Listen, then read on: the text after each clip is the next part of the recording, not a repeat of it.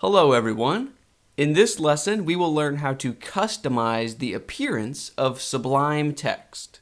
When it comes to customizing the appearance, there are two main factors. Number one, a color scheme, and number two, a theme. So let's start with number one, a color scheme. The color scheme is obviously what controls the colors. So when we think about syntax highlighting for all of the different programming languages, and when we think of the main background color for this window. So for example, let's imagine that dark background with light colored text hurts our eyes, and we want a light colored background with dark text. We can look in the Sublime Text menu for preferences. On Mac, that's under Sublime Text. Preferences. Now we are looking for color scheme. Here it is. Let's go into color scheme default. So by default, Sublime Text uses Monokai. If we want a color scheme with a light background, let's try Mac Classic. And that's really all there is to a color scheme. Now let's ask ourselves, what is a theme? So a theme is everything that a color scheme is not. So for example, a color scheme changes the colors of the area that I'm highlighting now. So the main editor and the tabs, the color of the tabs. A theme, on the other hand, controls the appearance of our sidebar, and it controls the appearance of this bottom status bar. And a theme can also adjust the shape or design of our tabs, whereas a color scheme can only adjust their color. So let's try switching to a new theme. Now, out of the box, Sublime Text doesn't ship with alternate themes. But we can use the command palette and package control to install packages that pull in new themes. So let's open the command palette, Command-Shift-P. On PC, it's Control-Shift-P. Let's begin searching for install package. Here it is. If you do not see install package in your Sublime Text, that means that you have not installed package control, the package manager. So be sure to rewatch our earlier lesson on that topic if you need to.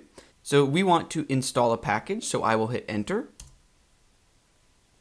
All right, now I know the theme that I'm interested in is named Flatland, so I can begin searching for that. Here it is. But in your case, you might still be on the hunt for a theme that you like.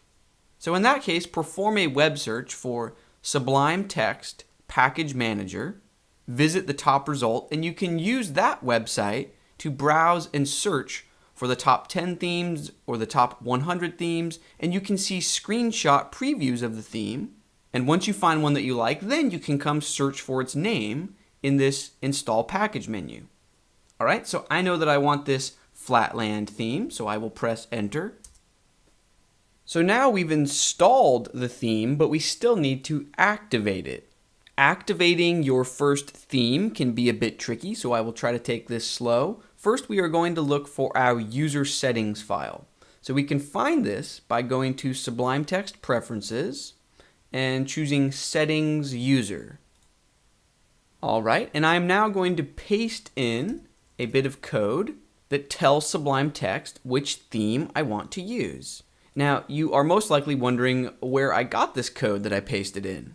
I got this code from the same website that I just mentioned that you can use to browse and search for themes. So once you're on that website and you find a theme that you like, be sure to look for instructions on activating the theme, and it will usually give you this line of code that you can copy and paste. So now I will save our changes to this file. And if I quit the Sublime Text application and fire it up again, we can see that Sublime Text is using the new Flatland theme. Our sidebar has been customized. It's using different folder icons. The design of our tabbed interface is different. And here's the real kicker. Most themes come bundled with a perfectly matched color scheme. So here's a surprise. Let's go into Sublime Text Preferences, Color Scheme.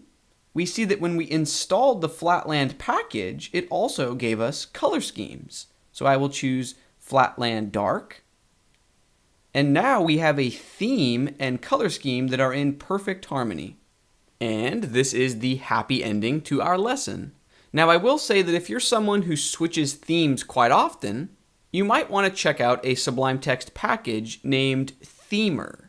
Having said that, this is the ending of our lesson. Thank you very much for watching. I hope you feel like you learned something. In our next lesson, we will learn about various tweaks we can make to Sublime Text to increase its usability.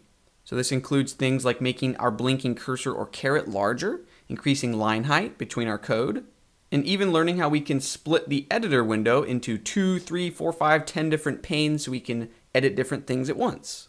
That should be a lot of fun. I will see you then.